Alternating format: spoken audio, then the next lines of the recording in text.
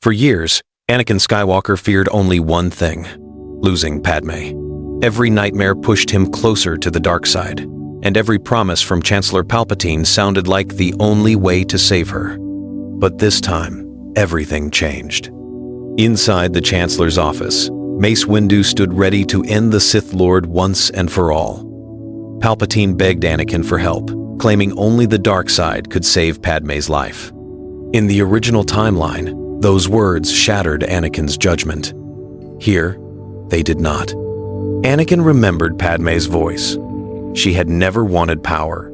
She had wanted peace. Realizing that Palpatine had used fear to control him, Anakin ignited his lightsaber and turned toward the Sith instead.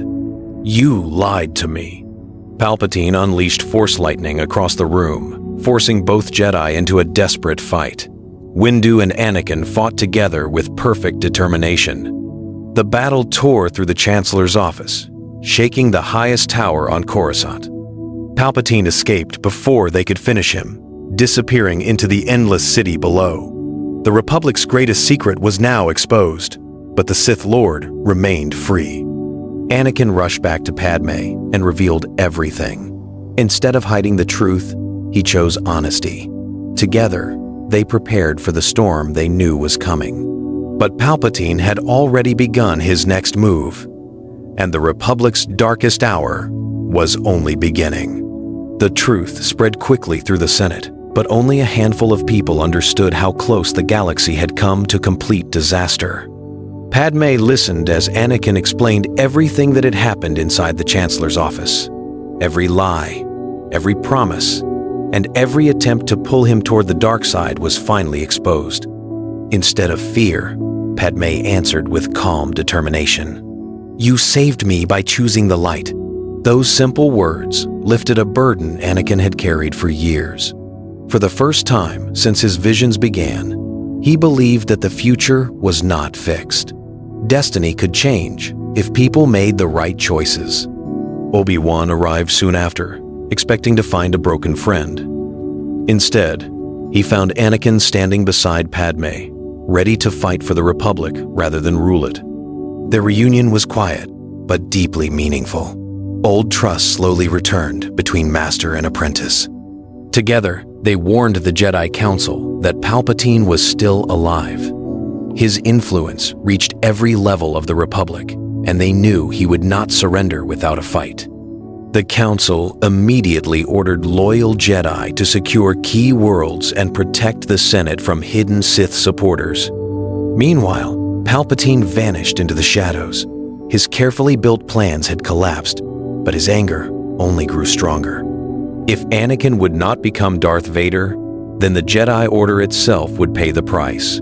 Far away from Coruscant, encrypted commands began moving through the Republic fleet, preparing millions of clone troopers for a deadly order that no Jedi suspected had already begun. Hidden inside a secure command center, Palpatine watched reports arrive from every corner of the Republic.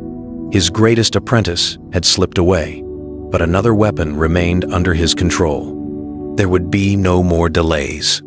His voice echoed through encrypted military channels. Execute Order 66.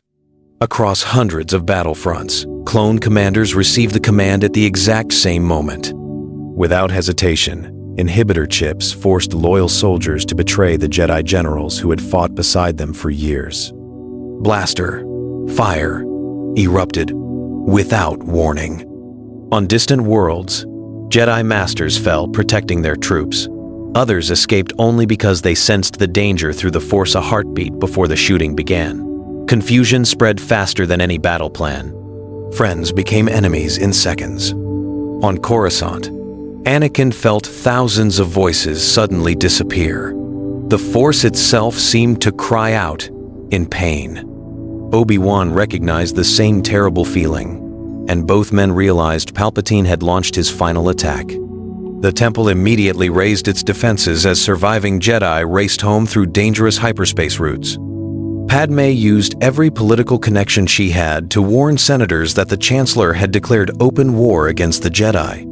But Palpatine moved even faster. Holonet broadcasts branded every Jedi as traitors responsible for a massive coup against the Republic. Billions believed the lie. As the Temple prepared for an impossible siege, countless clone legions marched through the streets of Coruscant, surrounding the last great fortress of the Jedi Order. The Jedi Temple had become a fortress surrounded by enemy forces. Clone gunships filled the skies above Coruscant, while armored troops sealed every entrance. Inside, surviving Jedi gathered around Obi-Wan and Anakin, searching for hope in the middle of despair. Obi-Wan looked at his former apprentice with quiet pride. "I never stopped believing there was good in you." Anakin nodded, knowing those words carried years of pain and forgiveness. The guilt of almost falling to the dark side remained, but it no longer controlled him. His purpose was clear. He would protect the Jedi instead of destroying them. Working together once more, Master and Apprentice organized the Temple's defense. Experienced Jedi Knights trained frightened Padawans, while engineers reinforced every hallway against the coming assault. Padmé secretly coordinated with loyal senators, gathering evidence that exposed Palpatine's growing dictatorship. When the clone attack finally began, waves of troopers crashed against determined Jedi defenders.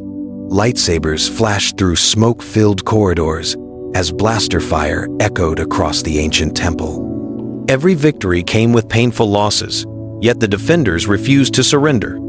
During the battle, several clone commanders resisted their programming long enough to help Jedi escape. Their sacrifice proved that Palpatine's control was not absolute. As night fell, Anakin sensed something unexpected through the Force. More Jedi survivors were approaching Coruscant from every direction. Hope had not died. The coming battle would no longer decide only the fate of the Jedi. It would decide the future of the entire galaxy. Across the galaxy, scattered Jedi heard the same message. The Temple had not fallen. Anakin Skywalker had rejected the dark side. There was still a chance to stop Palpatine before his empire became permanent. One by one, Jedi survivors emerged from hiding. Some arrived in damaged starfighters. Others crossed dangerous hyperspace routes alone, carrying only their lightsabers and their faith in the Force. Many were uncertain about Anakin. They remembered his anger and feared what he might become. But when they reached Coruscant, they saw something different. They saw a Jedi willing to stand beside his friends instead of above them. Anakin welcomed every survivor without pride or judgment. "We fight together," he said, "or we lose everything." His words united warriors who had nearly given up hope. Obi-Wan organized military strategy, while Masters and Knights rebuilt their command structure. Padmé gathered loyal senators, planetary leaders, and Republic officers who refused to accept Palpatine's lies.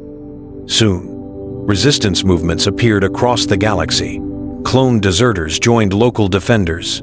Entire systems declared their loyalty to the Republic instead of the self-proclaimed Emperor. Palpatine watched these reports with growing fury. Every passing day strengthened his enemies. He knew only one solution remained. He ordered the Imperial fleet to launch a full assault on every world supporting the Jedi. The war for the galaxy had truly begun, and there would be no turning back. The galaxy became a battlefield unlike anything seen during the Clone Wars. This time, former allies stood on opposite sides. Entire fleets clashed above loyal Republic worlds, while cities below struggled to survive the endless fighting. Anakin led daring missions against Imperial shipyards and communication centers, weakening Palpatine's control one victory at a time. Obi-Wan commanded defensive campaigns that protected civilians trapped between advancing armies.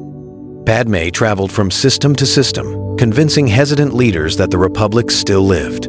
Her courage inspired countless worlds to reject the Emperor's rule and support the growing alliance. Even some clone troopers broke free from their programming.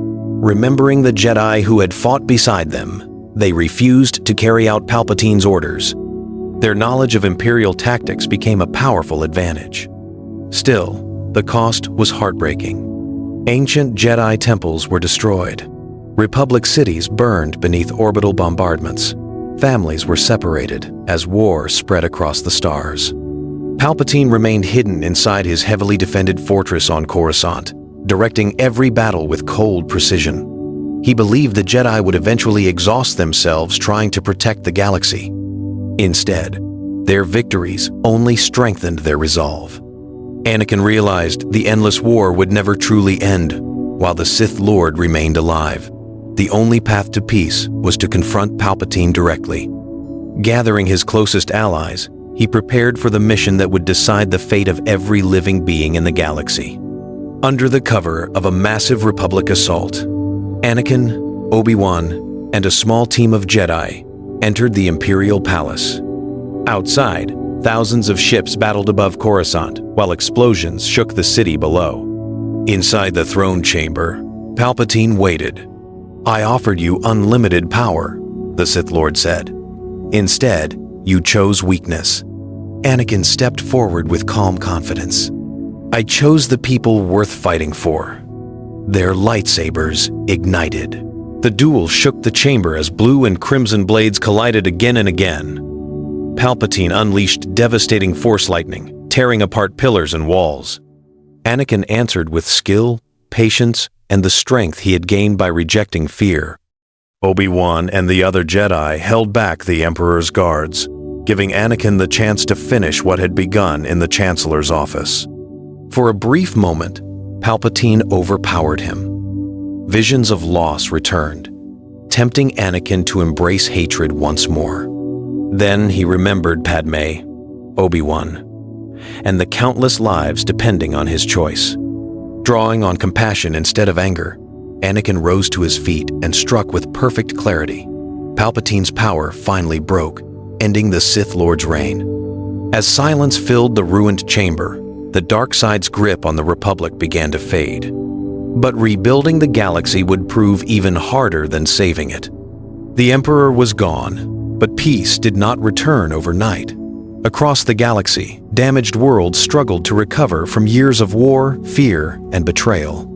The Republic faced the difficult task of rebuilding what the Sith had nearly destroyed. Anakin refused every offer of political power. He believed the Jedi should guide, protect, and serve, never rule. With Obi-Wan and the surviving Masters, he helped create a new Jedi Order, founded on wisdom instead of rigid tradition. Young Jedi were taught that emotions were not the enemy. Fear became dangerous only when it controlled their choices. Compassion, friendship, and love were treated as strengths that required balance instead of denial. Padmé led the effort to restore the Galactic Senate.